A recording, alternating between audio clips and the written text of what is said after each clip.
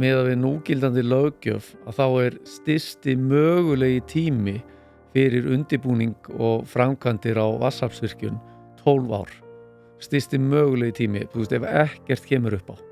Engar tafir og ekki neitt. 12 ár náttúrulega alltof langur tími.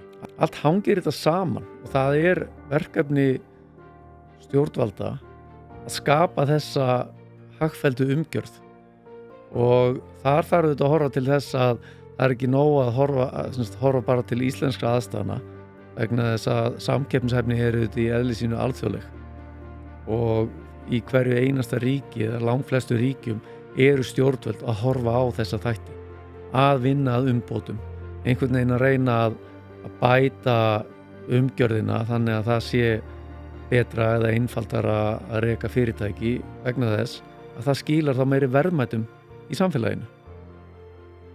Sigurður Hannesson, hvað segirðu gott? Bara ljómandi gott. Það ekki? Jú. Lífið að fara vel með þig? Já, svona heilt yfir. Það gott. Það nú fyrir öllu. Þú ert framkvæmdastjóri samtaka iðnaðarins og hægt að fara rök fyrir því að sé margt í gangi í heiminum og svona eitthvað sem geti haft áhrif á ykkur bæði hérlendis og erlendis sko.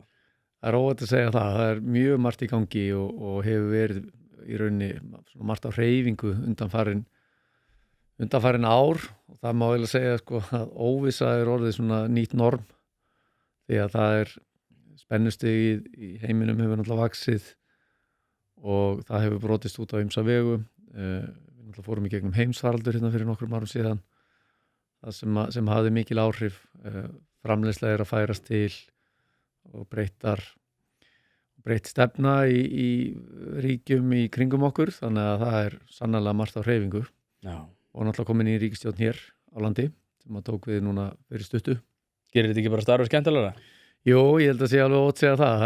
Það eru engin 2 dagar eins og á hverjum einasta degi alltaf ný og ný viðfangsefni þannig að sem að gerir þetta mjög spennandi og fjölbreytt og náttúrulega iðnaðurinn á Íslandi svo fjölbreyttur og hagsmunirnir teygja sig svo víða hvað sem það inn í menntamál, nýsköpun, innviðina, starfsumhverfið, orkumálin, umhverfismálin og svo framvegis þannig að það aldrei dauð stund. Nei. Ríkisstjórnin, hvernig líst þér á þetta? Já, hvernig líst þér á svona þessi fyrstu áfram? Þeir eru náttúrulega búin að kynna stefnuna. Já. Tala verðmætasköpun en samt einhvern veginn með ákveðnum formerkjum. Hvernig líst þér á þetta?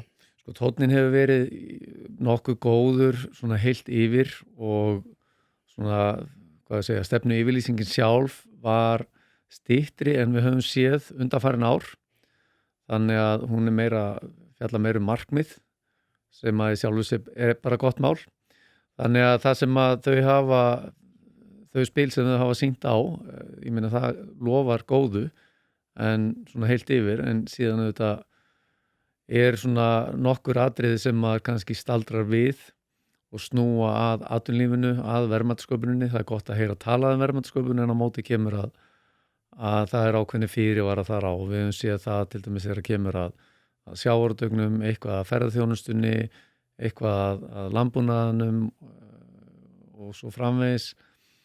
En á móti kemur að við erum líka að sjá mjög jákvæð teikn, til dæmis hvað varðar orkumálin. Það sem að nú þegar hafa frumvörp farið í gegnum ríkisstjórnina að greiða götu uppbyggingar Hvammsvirkjunar, ef ég skildi það rétt. Og það búið að boða 3 eða 4 önnur mál af þessum toga inn í þingið núna í vor. Þannig að var ekki bara Jóhann Páll okkar maður allan tíman? Við bara vissum það ekki. það kannski var það staðan en hann allavega fer mjög vel á stað, það ekki hægt að segja annað og það virðist vera mikill metnaður hjá honum að ná árangri í þessum málum. Auðvitað það þannig að sko, þó að við kannski tölum stundum að lítið hafi gerst, þá megum ekki gleyma því að umræðan hefur gjörbreyst bara á síðustu kannski 2 árum frá því sem var. Þannig að fólk miklu meðvitaðra núna stöðunni í orkumálunum, þörfina fyrir frekari orkuöflun, fyrir að virkja meira til þess bara að mæta þörfum samfélagsins. þannig að það skapa líka þá jarðveg fyrir aðgerðir af þessum toga sem nú hafa verið boðar. Það er náttúrulega kom svolítið á óvart sko. Ég vil fara rauk fyrir því að ég var að tala um orkumálin já, svona síðastliðina örugglega 18 mánuði alveg sérstaklega út af því að ég einhvern veginn gerði mig grein fyrir því sérstaklega maður er að fylgja svo mikið með stríðsrekstri erlendis og annað þá einhvern veginn orka er orðin svona meira stríðstól heldur en kannski áður var og við erum að heyra ýmsa svona varhugaverða þróun hvað var að sæstrengi svona, þetta er óljóst hvað er rétt í þeim efnum, það er svona verið að segja að sé verið að eyðileggja og svo eru komna fréttir að hafi ekki svo verið eyðileggur og eitthvað þannig en þetta er alveg sama hvað okkur finnst og þá er þetta orðið, já, bara þannig að við getum ekki verið án orku þetta var rauk fyrir því að við alltaf verið þannig en núna þegar við erum komið allt inn í gagnasöfn allt er í skýinu, við reiðum okkur bara á upplýsingar sem að reiða sig á rafmagn að þá erum við komin á allt annan stað að og kannski hefur umræðan einmitt ítt því svolítið vör að við séum komin á betri stað en það er samt alveg áhugavert sko að þegar einmitt þessi ríkisstjórn kemur inn og það er rosalegur slagkraftur með svona aukinni orku þörf að þá kemur þá daginn að Hvammsvirkjun og í raunar eins og ég var að hlusta á Pál Magnússon ræða þetta núna í Bítinu morgun og ég er búinn að reyna að segja þetta að þessi dómur virðist bera þess merki að allar vatnsaflsvirkjanir og reyndar bara ekki vatnsaflsvirkjanir, bara allar virkjanir eru eiginlega orðnar ólöglegar undir þeim formerkjum sem við erum að reka stefnuna í dag. Já, ég meina dómurinn ber það með sér að í rauninni sé ekki hægt að reisa vatnsaflsvirkjun á Íslandi og það tegir sig mögulega í jarðvarmavirkjan líka. Þannig að það er auðvitað mjög skrítið ef að þetta er staðan á Íslandi eftir allt saman. Að það sé búið að búa þannig hnútana í löggjöfinni að gera svona erfitt fyrir hvað varðar orkuöflunina og auðvitað er þetta hárrétt sem þú segir varðandi þörfina fyrir orku. Ég meina sko, nútíma samfélag er algjörlega óhugsandi án orku og við sjáum það núna hvernig til dæmis samkeppnishæfni Evrópu hefur dvínað núna síðustu árin meðal annars út af háu orkuverði og orkuverði í Evrópu er hátt vegna þess að í kjölfari viðskiptaþingana á Rússlandi eftir innrásin í Úkraínu að þá skrúaðu Rússar fyrir gas til Evrópu. Þannig að Evrópa var algjörlega háð Rússlandi þegar kom að orku. Og þetta var staðan alltaf sem var ekki báðleg en Evrópa einhvern veginn svaf á verðinu þarna og hugði ekki að sínum málum og við auðvitað þurfum að huga á okkar málum líka og sem betur fyrir loksins verið að gera það. Já. Það var líka, og út að ég glemdi nú að nefna það líka, ástæðan fyrir því að losnaði líka svo mikið umræðan er að það varð ákveðin pólitísk þurrð fyrir því sjónarmiði að öll orkusöfnun væri ómöguleg. Það er að segja að við værum bara með nægilega mikið orku. Ég var með Hörð Arnarsson bara núna fyrir nokkrum dögum. Ég held þessi þáttur, við erum að tala saman núna 7. febrúar, þetta er þáttur sem kemur núna út klukkan 4 og það er svo opinberlega, hann er komin fyrir áskrifendur. En hann var einmitt að færa rauk fyrir því sko að þetta væri svo einkennileg umræða út af því að þeir sem að væri helst að tala fyrir náttúrunni væru á sama tíma að tala fyrir umhverfinu og allstaðar í Evrópu sé umræðan á þann veg að endurnýjanleg orka sé algjörlega nauðsynleg til þess að takast á við allar þær áskorunir sem að eru fyrir framan okkur en ekki hér. Nei. Að þá einhvern veginn var þetta bara nei, það er bara bæði ómögulegt að ná í endurnýjanlega orku og við þurfum einhvern veginn að minnka neyslu og þarfram til og það var bara allt öðruvísi umræða í Evrópu en samt einhvern veginn eru við að eiga þessar samræður á svona einkennilega máta hér sko. Heldur betur og þetta er náttúrulega skítur skökku við og er bara mjög áhugavert umfjöllunarefni vegna þess að það er alveg rétt. Ég meina annars staðar í heiminum eru umhverfisverndarsinnar að berjast fyrir nýtingu eða virkjun endurnýjanlegra orku til þess að draga úr vægi jarðefnaeldsneytis sem náttúrulega er helsti orkugjafinn í heiminum en einhvern veginn hér á landi virðist því öðruvísi farið og þá kannski snýst þetta það að kannski er það þannig að umhverfisverndarsinnar á Íslandi eru fyrst og fremst náttúruverndarsinnar frekar en að horfa á málin heildstætt og taka þá til dæmis eins og loftslagsmálin inn í reikningin. En þá er bara að tala um að við getum bara lokað álverum og lokað henni ýmsu iðju til þess náttúrulega að hún verði til einhvers staðar annars staðar og á þá rætur svona að rekja óumflýjanlega til jarðefnaeldsneytis Já, en hérna ná velti ég fyrir mér sko, svo maður skammiði nú aðeins sko, af hverju út af því að þetta náttúrulega þegar maður leggur þetta svona á borðið og þá velti ég fyrir mér sama með Hörð að af hverju mistuði þetta svona frá ykkur? Hvað var það í dagskrárvaldinu sem að olli því að miðað við þessar svona, ég ætla ekki að segja fjarstæðakendur en svona þversagnakendu sjónarmið að við værum bæði að takast á við loftslagsvána einmitt með því að flokka og eitthvað þannig það var rosalega mikilvægt alltaf til þess að takast á við loftslagsmálin en endurnýjanleg orka var líka vond og þetta eru ofta sömu hópanir hvernig hérna, svona ef við hugsum út frá dagskrárvaldinu hvað var það sem að olli því að þið svona náðuð ekki kannski að íta þessum sjónarmiðum fyrir úr vör og þetta er fyrst núna einhvern veginn að koma fram og jafnvel hægt að fara rauk fyrir því að það sé full seint og svo kannski ekki of seint en þá er þetta aldrei seint í rassingripið. Já, sko ég kom til Samtaka iðnaðarins 2017 og bara fljótlega eftir það að þá settum við þessi mál á dagskrá. Sko það var náttúrulega mjög hávær umræði í samfélaginu fyrir 2 áratugum síðan á þeim tíma sem að Kárahnjúkavirkjun var reist og þær framkvæmdir allar voru fyrir austan.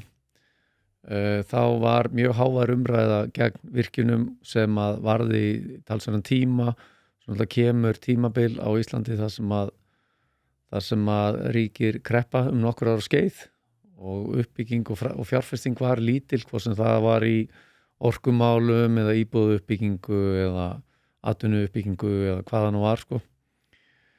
En já, þannig að sko ég meina bara fljótlega eftir ég kom til Samtaka iðnaðarins þá fórum við að tala mjög ákveðið fyrir þessum málum sko og höfum beitt okkur mjög í því en þetta líka er áminningum það að það tekur langan tíma að snúa umræðu við í svona málum og þar fyrir utan er náttúrulega ferlið svo langt og flókið ég held að með að við núgildandi löggjöf að þá er stysti mögulegi tími fyrir undirbúning og framkvæmdir á vatnsaflsvirkjun 12 ár stysti mögulegi tími, þú veist ef ekkert kemur upp á engar tafir og ekki neitt og 12 ár er náttúrulega allt of langur tími og við sjáum það eins og Hvammsvirkjun þegar hún kemst í gagnið eftir nokkur ár 5 ár eða svo að þá er sko heildar undirbúningstíminn á þeirri virkjun með yfir 30 ár þannig að það verður líka að horfa á þetta í þessu ljósi.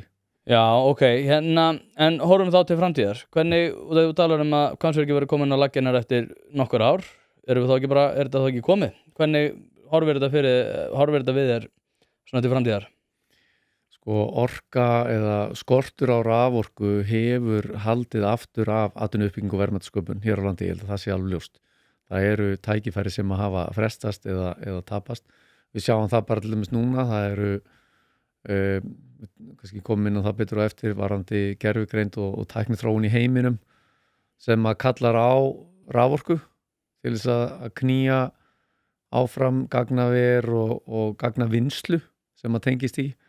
Við horfum til dæmis upp á landeldið sem að þarf talsvert mikla raforku og þó að einhver verkefni sé komin á stað þá munu þau ekki komast í fulla stærð nema að fá meiri raforku sem þau hafa samið en auðvitað með þeim fyrirvara að það er komin nýja virkjanir. Þannig að allt hangir þetta saman og svo náttúrulega er samfélagið að vaxa, okkur fjölgar sem búum hér á landi, þú veist það eru framöndan orkuskipti það sem að við ætlum að rafvæða á einn eða annan hátt samgöngurnar til að mynda. Þannig að allt kallar þetta meiri orku. Þannig að Hvammsvirkjun er mikilvægt skref en þetta einu og sér að þá dugar hún ekki til. Það þarf þetta talsvert meira til og er rauninni miklu meira til til þess að mæta þörfum samfélagsins og eins bara til þess að skapa grundvöll fyrir öflun eða sköpun verðmæta í samfélaginu og ekki síst bara útflutningsverðmæta. Því að það er auðvitað útflutningurinn er auðvitað grundvöllur á okkar lífskjörum hér á landi og það er eitthvað sem maður gleymir stundum. Já, maður gerir það nefnilega. Hérna, þá langar mér sko því að ég hef sérstakann áhuga á gervigreind og sérstakann áhuga þar að leiðandi á gagnaverum og ég er búin að vera að pæla rosalega mikið gagnaverum, það er ekkert svo langt síðan. Ég einhvern veginn var að kynna mér þessu umræðu og ég var já, nei, gagnaverin alveg ómöguleg, það var þessu svona Bitcoin umræðum, það var að grafa eftir Bitcoin og það hafa verið á einhverjum sérkjörum kring COVID, en svo fór ég að gera mig grein fyrir því að gagnaverin það sem að drífur gervigreindina áfram og að taka 10 svona meira afl til þess að reka gervigreindina áfram og þar alveg eru gagnaverin mjög mikilvægur þáttur í þeim efnum. Einhvern veginn, á einhverjum ástæðum viljum við ýta gagnaverum frá okkur, samt erum við endurnýjanlega orku og þetta þá orka sem að við mun verða aflað einhvers staðar annars staðar og eins og svo ég segi það nú aftur að þá undir örugglega formerkjum jarðefnaeldsneytis. Hvernig út af því við erum að tala um umræðina, það tekur langa tíma að ná þetta umræðina. Mér finnst þetta að vera svo borðliggjandi dæmi eitthvað sem við ættum að vera að ýta á eftir, en erum einhvern veginn umræðan snýr meira því að við sem ýta því frá okkur. Hvernig með þessar forsendur, hvernig horfir þetta við þér? Hvernig, ég gerir ráð fyrir því að þú sett sammála mér gagnaverin. Algjörlega. En sko, svo við byrjum bara þar. Af hverju mikilvægt að við séum með gagnaver á Íslandi? Ég held að sé margar ástæður fyrir því. Ég meina ein að þetta náttúrulega framtíðar atvinnugrein sem að tengist gervigreind og þeim tækni framförum, tækni þróun sem eiga sér stað í heiminum. Og í öðru lagi snýr þetta að öryggi og viðbúnaði. Við höfum séð frétt til dæmis nýlega því að ýmis mikilvæg gögn, til dæmis gögn sem að tilheyra ríkinu, þau eru vistuð erlendis. Þannig að ef eitthvað kæmi upp á, ef að Ísland með sambandslaust, þá eru þessi gögn ekki aðgengileg lengur nema á mjög takmarkaðan hátt. Þannig að það eru ýmis rök sem að eru þarna baki. Og ef við horfum á þessa tækniþróun sem eiga sér stað, þá má eiginlega segja að það sé tæknikapphlaup í gangi milli ólíkra ríkja í heiminum eða jafnvel heimshluta. Við sjáum það hvernig Bandaríkin sem að hafa verið í fararbroddi í þróun á tækni sem að snýra gervigreind eru núna að leggja drög að gríðarlegum fjárfestingum á næstu árum. Það hefur verið talað 500 milljarða bandaríkjadala núna á næstu 4 árum sem verið fjárfest í þróun á þessari tækni og uppbyggingu og innviðum til dæmis og öðru. Á sama tíma er Kína á fullu líka. Það er svo sem ómögulegt að segja til það kannski nákvæmlega hversu langt eða hvar Kína er statt á þessari braut, en svona með sumarfréttir og þá virðist þeir allavega vera komnir mjög langt, en aftur það er þetta svona kannski erfiðar ráðið það. Evrópa hins vegar hefur setið eftir á þarna og svona það eru ýmsar orsakir örugglega fyrir því, en ég held að eina af þeim hljóti að vera reglubyrði sem þeir eru með þess að ýta áfram í dag sko. Það eru komið ennþá meira íþengjandi þrátt fyrir það að séu allir að vara við því að bara ef það er einhver sem er góður í einhverjum tæknigeira eða eitthvað því líku, að þá náttúrulega bara fara hann sjálfkrafa til Bandaríkjanna því að Guðmundur Hafsteinsson sagði mér um mig að fyrsta sem að tæknifyrirtæki í Evrópu þyrfti að ráða að vera lögfræðing til þess að komast í gegnum allt farganið sko. Já, það er náttúrulega rétt, því miður og þess vegna Evrópa að verða eftirbátur í þessum efnum á meðan að önnur ríki á flegi ferð. En þessi þróun, hún hins vegar kallar á talsverða uppbyggingu gagnavera og ég meina við sjáum bara fréttir frá Bandaríkjunum til dæmis það að ný stjórn þar leggur áherslu á áframhaldandi notkun jarðefnaeldsneytis, olíu, gass og kola til að mynda, til þess að meðal annars til þess að knýja gagnaverin áfram. Þannig að það er bara það sem er að gerast á meðan að við auðvitað ættum að nýta endurnýjanlega orku hér á landi til þess að knýja gagnaver til þess að í meira mæli við erum að gera í dag, til þess að skapa verðmæti, til þess að tryggja okkar öryggi og varnir og þannig taka þátt í þessari þróun sem eiga sér stað. Við sjáum þetta líka í nágrannalöndunum. Það er mjög áhugavert að sjá hvernig lönd eins og Svíþjóð og Danmörk hafa háttað sínum málum hvað þetta varðar. Laða til sín alþjóðlegu stórfyrirtæki sem hafa fjárfest fyrir sko milljarða ofan bandaríkjadala í uppbyggingu í þessari tækni og innviðum henni tengdri, og ekki bara það heldur líka í menntun, samstarfi háskólana og menntun, þannig að í löndunum sjálfum þá verið að mennta fólk til þess að taka þátt í þessari þróun. Og þetta gerist vegna þess að stjórnvöld í viðkomandi ríkjum, að þau eru gerandi. Þau aðstoða og taka þátt í því með þá atvinnulífinu að sækja þessi tækifæri. Og það er mjög mikilvægt að átta sig á því, vegna þess að þvert á það sem að kannski sumir kynna að halda, að þá gera svona hlutir ekki að sjálfu sér. Þú veist, það er ekki þannig að fólk bara kaupi miða og lendi í Keflavík og fari svo að byggja upp gagnaver á Íslandi fyrir sko 100 milljarða króna. Nei, eins og ég segi sko, ég sé ekki alveg af hverju Evrópa er að fara í þessa átt. Það hefur náttúrulega verið rosalega mikið til umræðu persónuvernd og annað sem að ég til reyndar að vera mjög mikilvæga, en ég held aftur á móti að gervigreindin muni líka leysa það vandamál. Það hefur verið, ég er ekki mennur svona dæmi svona í fljótubræði, en þeir sem hafa svona verið að vinna í þessum geiri hafa mætti verið að benda á að í flestum tilvikum þegar það hefur komið eitthvað svona sem að hefur þótt vera óþægilegt eða eitthvað sem að við ættum að vera að skoða betur, þá hefur gervigreindin líka verið með lausnina á því. Og gervigreindin er líka bara að hreyfast svo ótrúlega hratt að eins og þú ert búin að aðeins að koma inn á, að það er mjög líklegt að ef þú tekur ekki þátt þá verður það eftir. Það er ekki þannig að þú komir einhvern veginn aðeins seinna inn í þetta eða eitthvað þannig, þetta verður bara að þú verður eftir á ef að þú ert ekki með þessari þróun. Algjörlega. Þetta er það sem ég er búin að vera svona svolítið í bara eins og með rekstur fyrirtækja, miklu fleiri að nota gervigreindina til þess að hagræða svona rekstri. Ættu náttúrulega að gera það hér sama hjá hennu opinbera, en það verður náttúrulega ákveðin tregða til þess að gera það.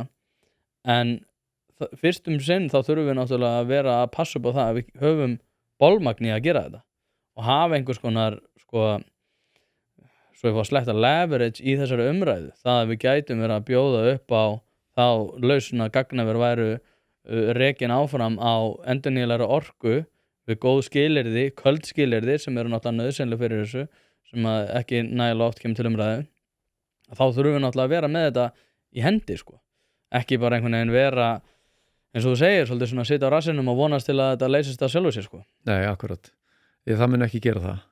En þetta er auðvitað góð punktur og ég held að það séu miklu fleiri fyrirtæki heldur en mann grunar sem að eru farin að nýta sér gervigreindin á einn eða annan hátt til þess að einfalda hluti eða sjálfvirknivæða eða annað til þess að auka skilvirkni í sínu rekstri. Og þetta sjáum við á ýmsum sviðum, við þekkjum dæmi eitthvað sem það er úr ýmsum stöðum á ívirðiskeðinu sko. Já, og svo náttúrulega líka bara í þessu að á einhverju tímapunkti mun þinn rekstur krefjast þess að þú nota gervigreind, þegar annars ertu, eins og segjum, eftir jafnvel þó að sé mjög afmarkaðs sviðs. Já. Það er að segja ef ég er að reka eitthvað fyrirtæki og ég er ekki að nota gervigreind og ég er í samkeppni við annað fyrirtæki sem er að nota gervigreind, þá verði ég eftir á.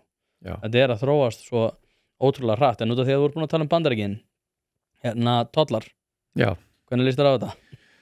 Já, þetta er grafalvarleg staða sem er að teiknast upp og það er náttúrulega, sko ef við byrjum á byrjunni, þá náttúrulega er það þannig að það eru tollar lagðir á í dag á ýmsa vörur.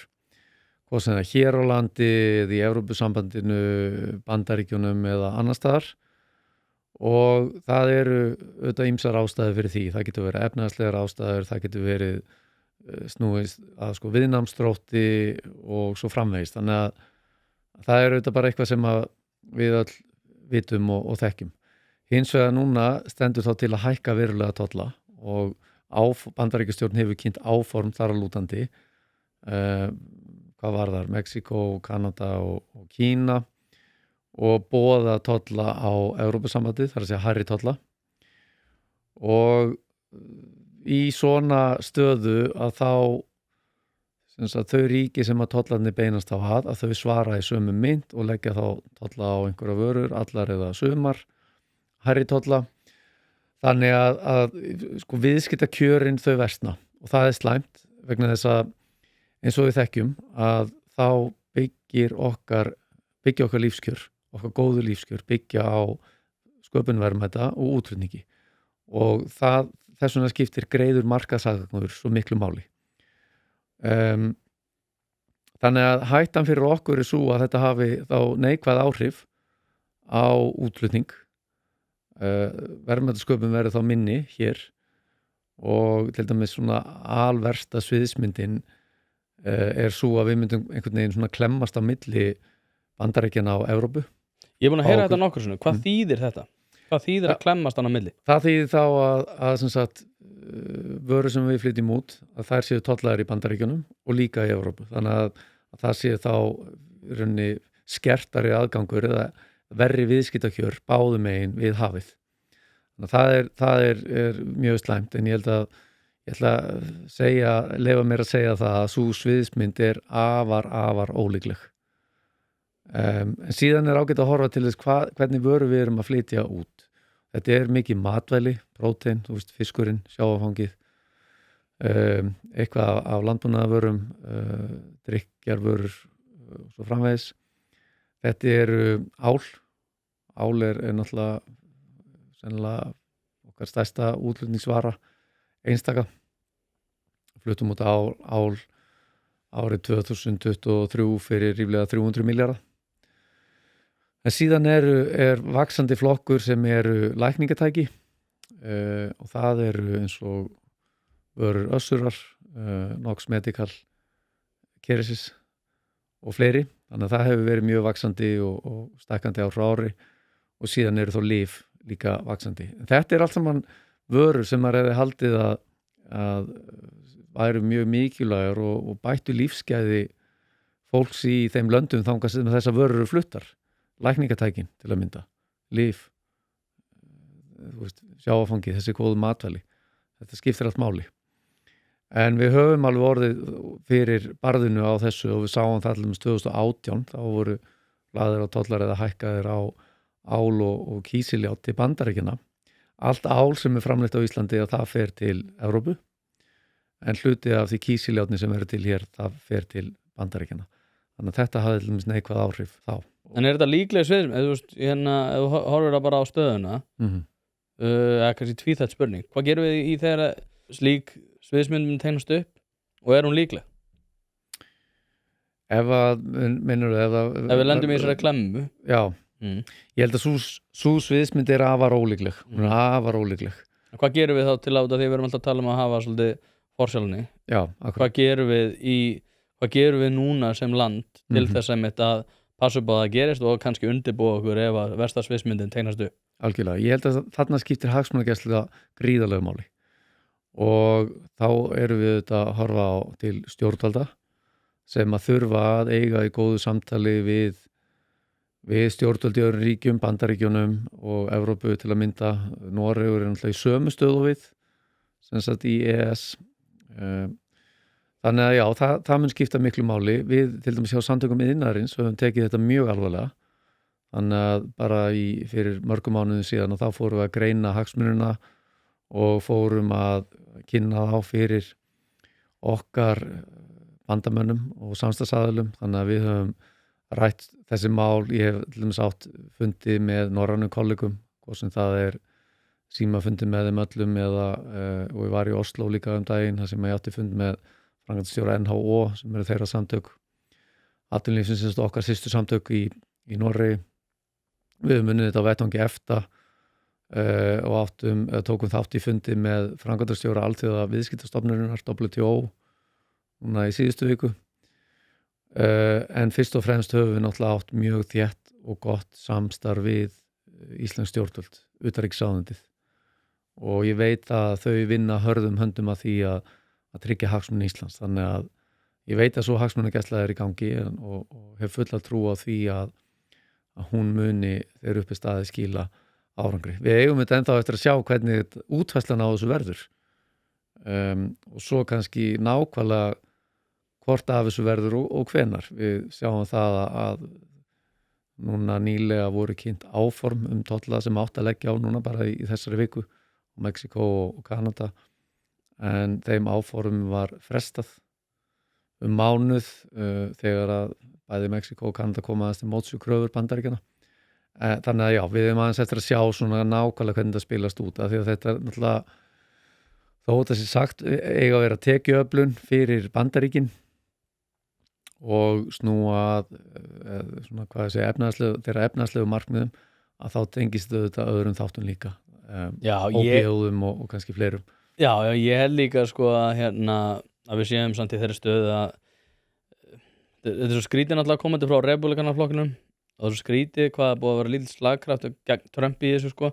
Kannski er það bara út af því að flesti stjórnmálamenn sem að tala eitthvað gegn honum eru svona foknir einhvern veginn bæði úr almenningsálitinu og líka hjá honum og hann er með ákveðið svona, sértrúarsafnaðar fylgi í kringu sig en ég einhvern veginn get ekki trúað því að hann heldi að tollar séu út af því hann nefnir þetta líka svo oft tala þetta í póker sko ef einhver er að segja eitthvað rosalega oft að þá er hann líklega að plata það sko hann segir alltaf með bara ég elska tolla og þeir eru fallegasta orðið í orðabókinni þannig ég held hann sé að ná ákveðinni bara hann er svona að ná ákveðinni festu bara í umræðum stjórnmál bæði í Evrópu og víðar og sé að reyna að ýta úr vör ákveðinni svona þróun sem að við erum kannski búin að sjá í Evrópu en hann vilji fá svona aðra við stjórntaumana sem eru kannski svona honum meira skapi sem eru þessi svona nýju hægri bylgju elementin í stjórnmálunum og ég held að ég hef ekki miklar áhyggjur af þessu en ég aftur á móti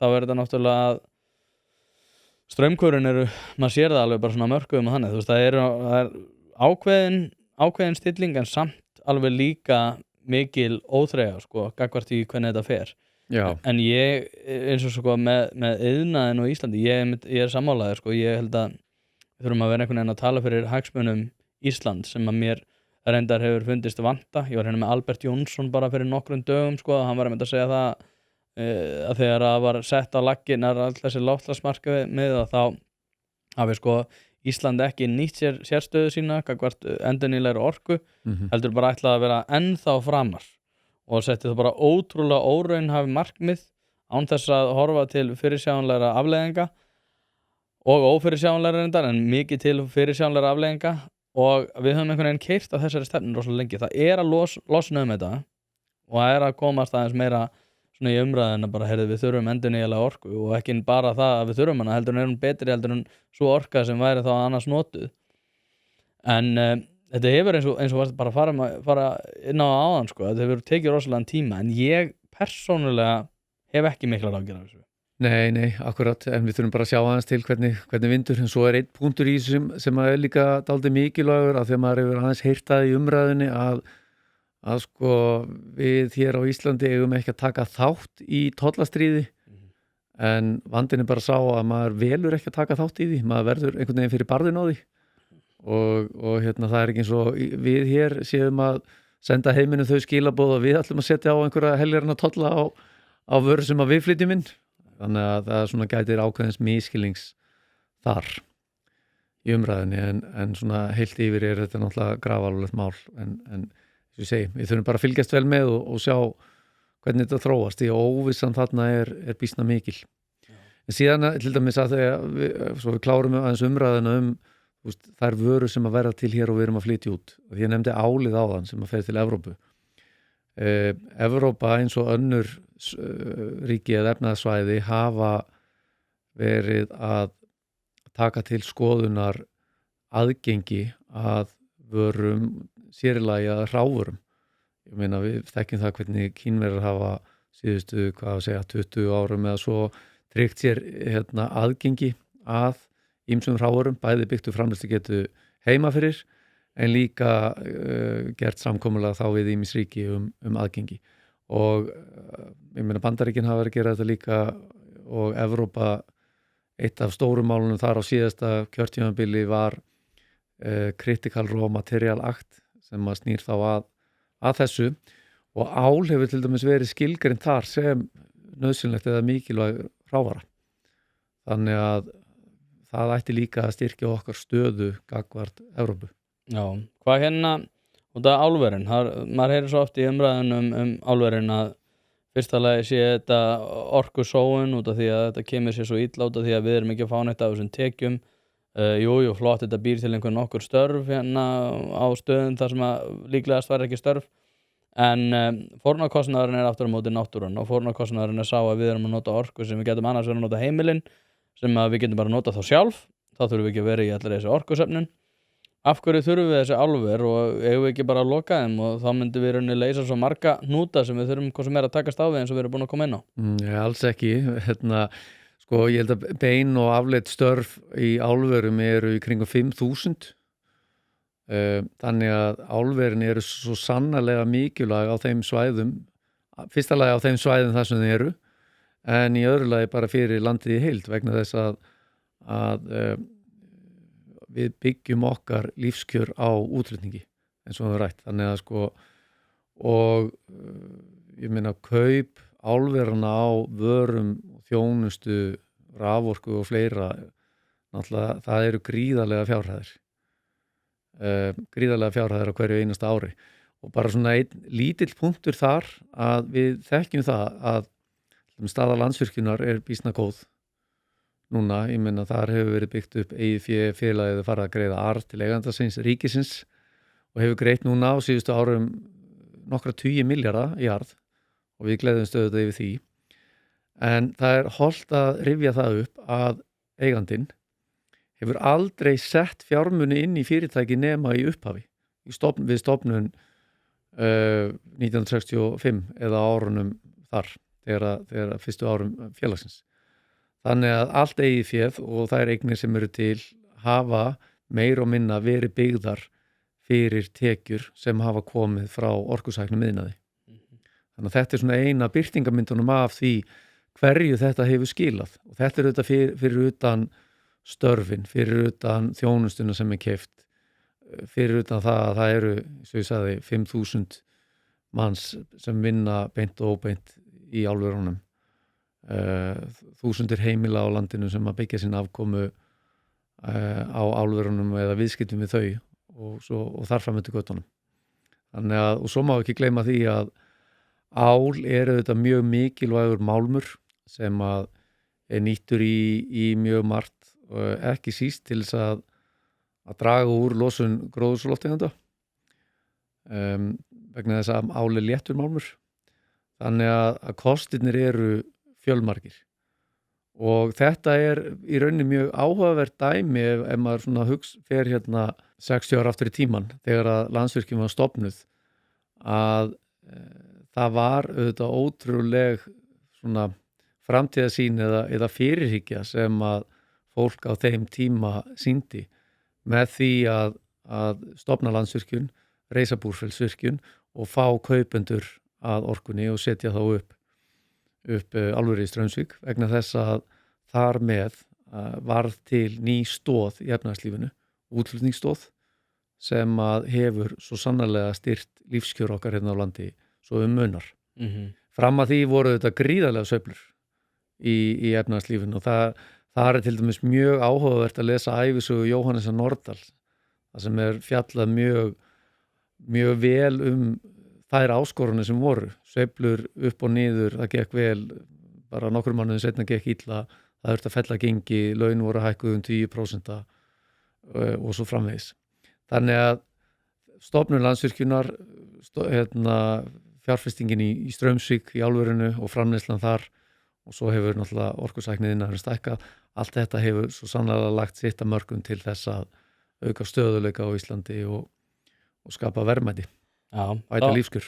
Þá einmitt kemur hérna inn á dreifikerfið. Sko nú á ég er sammála Guðmundi Fertram að Vestfirðir séu mun mikilvægari stoð heldur en kannski gerum okkur almennt grein fyrir, sérstaklega hvað varðar matarframleiðslu og annað og og ég á, eins og segi, ég á fjölskyldu þannig að ég set það á hagsmunaskrána hérna en aftur á móti þá tel ég sko Ég á þannig reynda líka. Já, það? Já, ok, þá verðum við algjör hagsmunaplebar.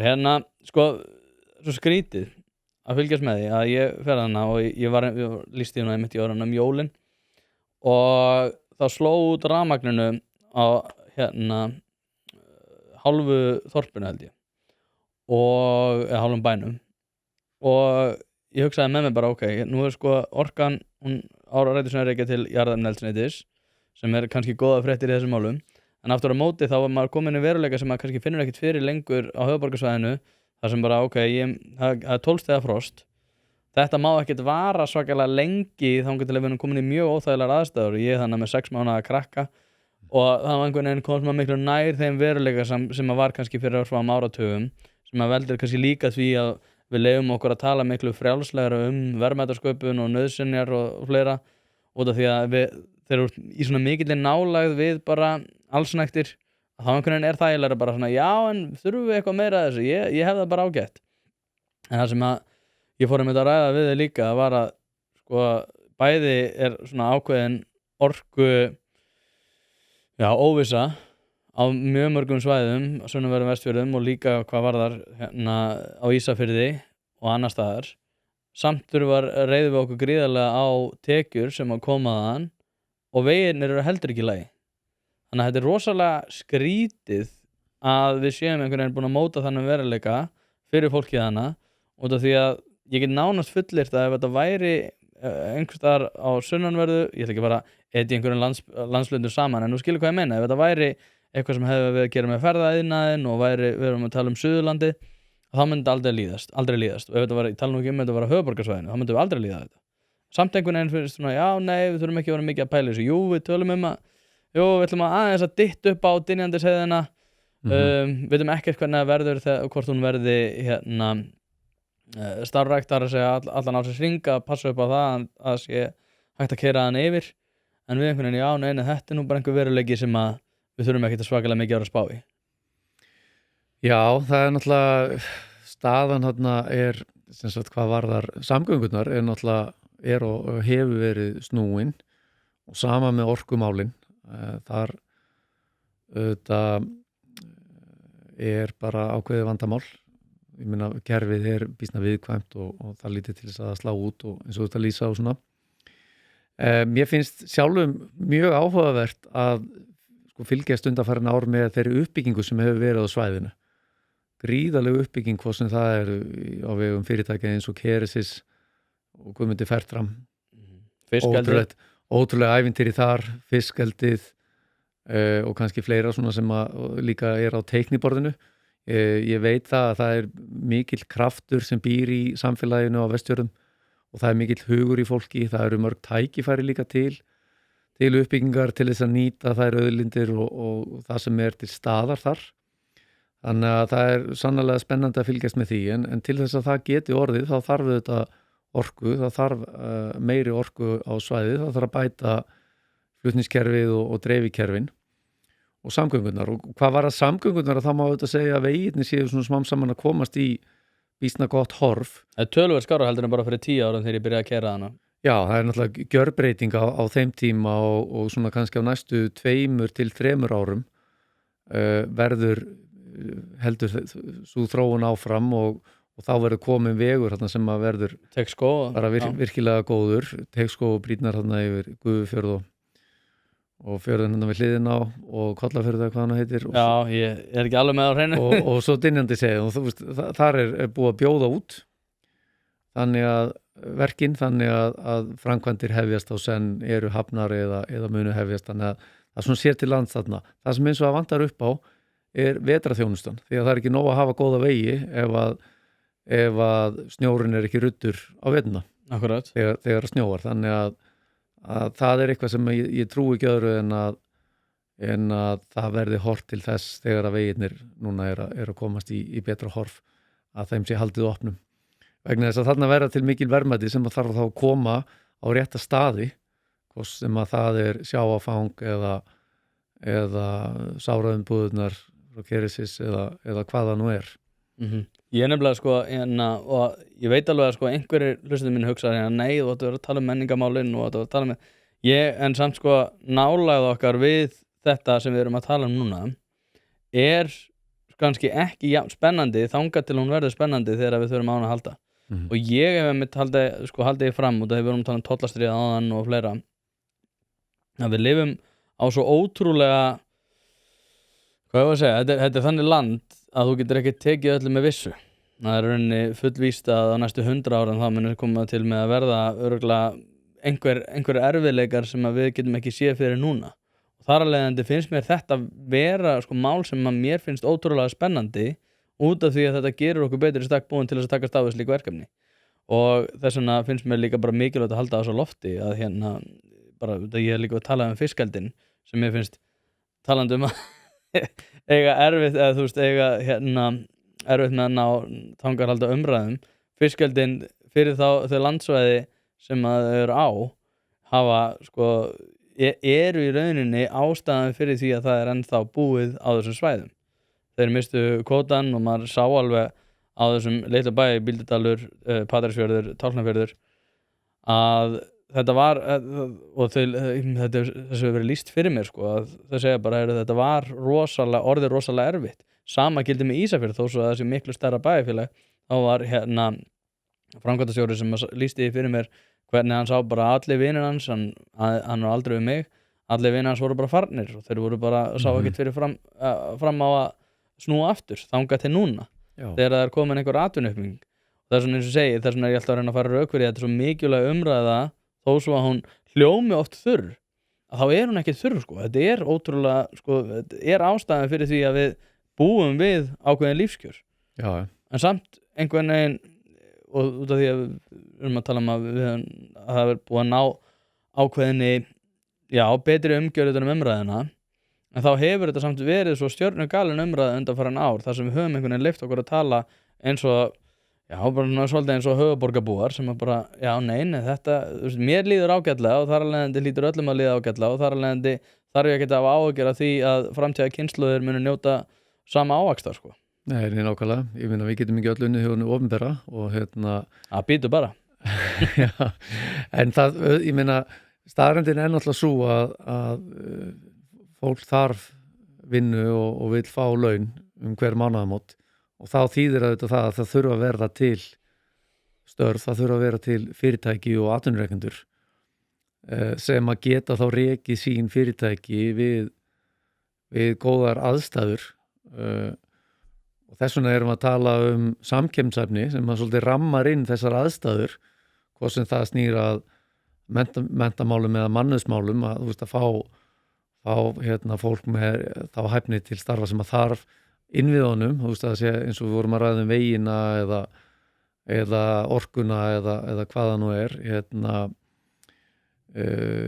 nýsköpun, það þarf að vera hægt að stunda hanna starfsumhverfið, eftirlitið skattar og gjöld regluverkið og það allt saman, þú veist þetta þarf allt saman að styðja við atvinnurekstur og orkumálin, það þarf að vera hægt að fá orku og svo framvegis, þannig að allt hangir þetta saman og það verkefni stjórnvalda að skapa þessa hagfelldu umgjörð og þar þarf þetta að horfa til þess að það ekki nóg að horfa bara til íslenskra aðstæðna vegna þess að samkeppnishæfni þetta í eðli sínu alþjóðleg og í hverju einasta ríki eða langflestu ríkjum eru stjórnvöld að horfa á þessa þætti að vinna að umbótum einhvern veginn að reyna að bæta umgjörðina þannig að það sé betra eða einfaldara að reka fyrirtæki vegna þess að það skilar þá meiri verðmætum í samfélaginu. Það er þá meira til skiptana og það njóta allir góðs af því. Þú veist, það skapa meiri tekjur fyrir ríkið þannig að ríkið getur þá veitt betri þjónustu, það gefur landsmönnum þá meiri tekjur þannig að allir njóta góðs af því.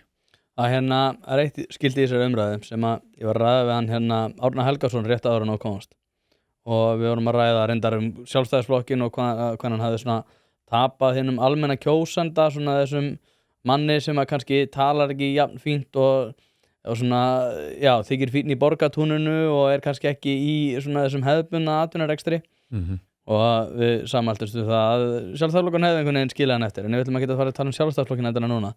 Það sem að mér þótti svolítið mikilvægt sem að mér fannst koma fram þar var að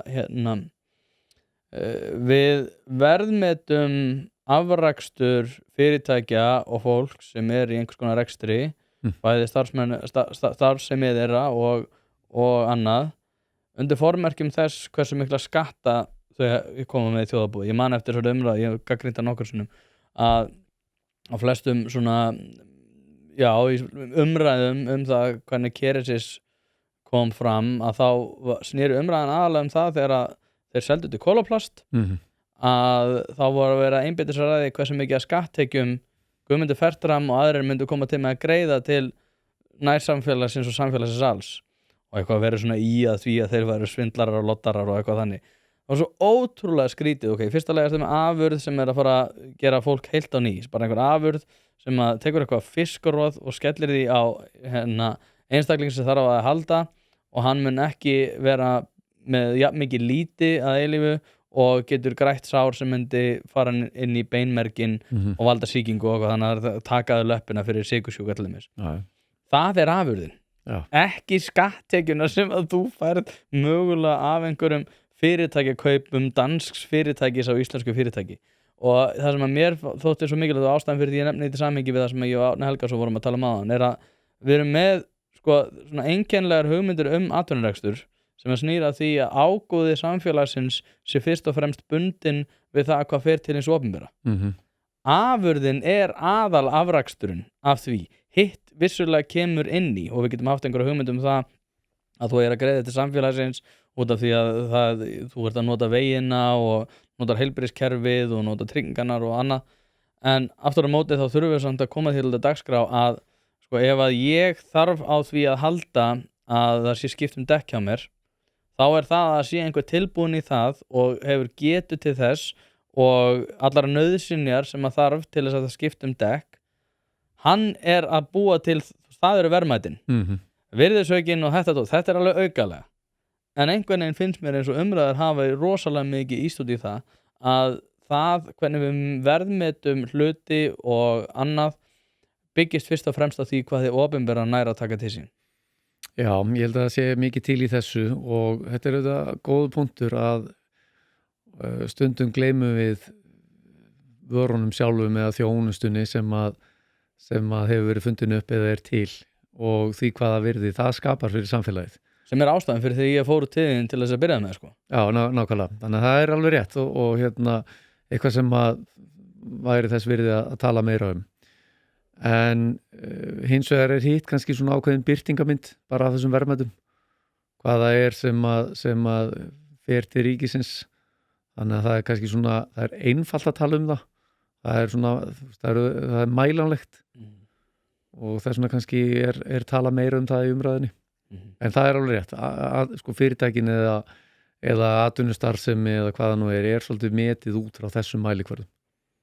Ég er einhvern veginn að vera svo að hugsa yfir þessu sko því að þegar maður einmitt fer til einhvers eða þarf að gera eitthvað og einhver er tilbúin til þess að veita þá þjónustu þá er það langu mikilvægastu verðmætin og eins og þú varst að tala um áðan að ef við erum ekki með þau verðmæti þá getur hið opinbera ekkert rekið sig. Nei. Þannig að kannski er þetta eins og sé einhver svona hræðsla við það að hið opinbera get ekki rekið sig en til þess að það geti það þá þarf náttúrulega verðmætin og þjónustan að vera til staðar. Algjörlega, og þetta hangir saman. Þetta hangir allt saman. En talandi að hanga allt saman við erum að ljúka þessu. Ég vil spyrja að lókum sko í samvættu við iðnaðinn. Við erum búin að tala um gagnaverin, við erum búin að tala um gervigreindina. Hvað er svona fyrir hverju ertu spenntastur? Er mikið gerist í menntamálunum? Er eitthvað nýtt sem er að koma sem við ættum að vera spennt yfir? Sko það sem að náttúrulega nýja sem er að gerast bara svona í iðnaði og heiminum er náttúrulega snýra gervigreindinni og tækni þróuninni þar sem við höfum rætt. Síðan bara þetta áhugavert að líta tilbaka og sjá það að það hafa orðið umbætur á mörgum sviðum. Við sjáum það allir í menntamálum. Fyrir nokkrum árum síðan var það vandamál hversu fáir skráðu sig til dæmis í iðnnám. Núna er vandinn sá að það er verið að vísa 600 til 1000 umsóknum frá. Hver er staðan í því máli? Ég veit að Sigmundur Davíð pyrrar sig mikið á því að við séum endilega að flytja inn mikið af erlendu vinnuafli á sama tíma við erum að ýta fólki frá sem vill sinna þessu. Já, sko, ég held að staðan sé svo að stjórnvöld fóru í það verkefni í sambandi við samvinnu við sveitafélögin bara út um allt land að semja uppbyggingu á skólahúsnæði sem stækka skólahúsnæði þannig að vera hægt að taka við fleiri nemum þannig að það er þá bara vinslu og náttúrulega stærsta atriði þar er bygging nýra höfuðstöða nýs tækniskóla sem verður í Hafnarfirðinum og það er verkefni sem er bara farið af stað og framkvæmdi munuð hefjast seint á næsta ári. Þannig að heilt yfir er bara góðar fréttir þarna. Við erum náttúrulega, maður er þetta mjög spenntur yfir því sem er að gerast í mannvirkjaiðnaði. Ég meina, bæði erum við með náttúrulega, það er mikil gróskaðar, geirinn er svolítið að þróast og breytast, farin að horfa til ýmis annarra sjónarmiða, til dæmis mannvirkjaiðnaður hefur verið í fararbroddi þegar kemur að umhverfismálum eða loftslagsmálum.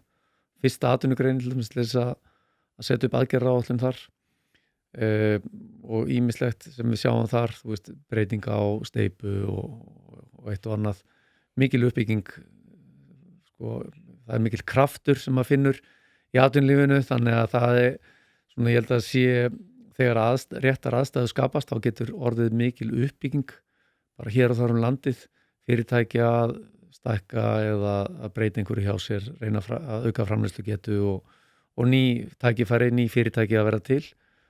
Þannig að ég finnst það spennandi. Hugverkaiðnaður er náttúrulega gríðarlega spennandi, við höfum svona aðeins tæft á honum hérna, en það er, við fáum útflutningstölur núna næstu mánaðamót og ég er mjög spenntur að sjá, en við höfum gert ráð fyrir því að útflutningstekjur hugverkaiðnaðar í fyrra hafi verið eitthvað kringum 320 milljarða sem slagar þá upp í allan útflutning sjávarútvegs. Þetta eru gríðarlega háa tölur og er tvöföldun á 5 árum og hugverkaiðnaður er sá iðnaður sem eða svo útflutningsstoð sem gæti orðið verðmætasta stoðin við lok þessa áratugar. Fyrir Íslendinga þá? Fyrir Íslendinga og við erum að gera og þá er það ekki bara vörurnar og þjónustan sem verður til þar, heldur útflutningsverðmætin og við erum að horfa. Ég talaði tvöföldun í útflutningsverðmætum á síðustu 5 árum. Við erum að gera ráð fyrir tvöföldun líka á næstu 5 árum. Þannig að þetta er sko gríðarleg breyting fyrir íslenskt samfélag, íslenskt efnahagslíf og vegna þess að þetta styrkir stoðurnar hjá okkur og ýtir undir stöðuleika. Eitthvað sem að náttúrulega landsmenn hafa kallað eftir í lengri tíma og kannski alla tíð. Þannig að þetta er mjög spennandi, þannig að það er mjög margt að gerast í. Og viðtökuna góða við þessu, með hugverkaiðnaðinn? Mjög góðar sko, þetta er mjög spennandi. Við mitt vorum að minnast þess núna í desember að það eru 2 fyrirtæki sem að starfa hér á Íslandi sem að hafa náð því marki að flokkast sem einhyrningar, sem þýðir að þau náðu $1,000,000,000 virði fyrir skráningu. Þannig að þetta er í rauninni alveg ótrúlegt afrek í ekki stærra landi. Það eru spennandi tímar. Sigurður Hannesson, takk aðeinslega fyrir að koma og þangað til næst. Takk sömuleiðis.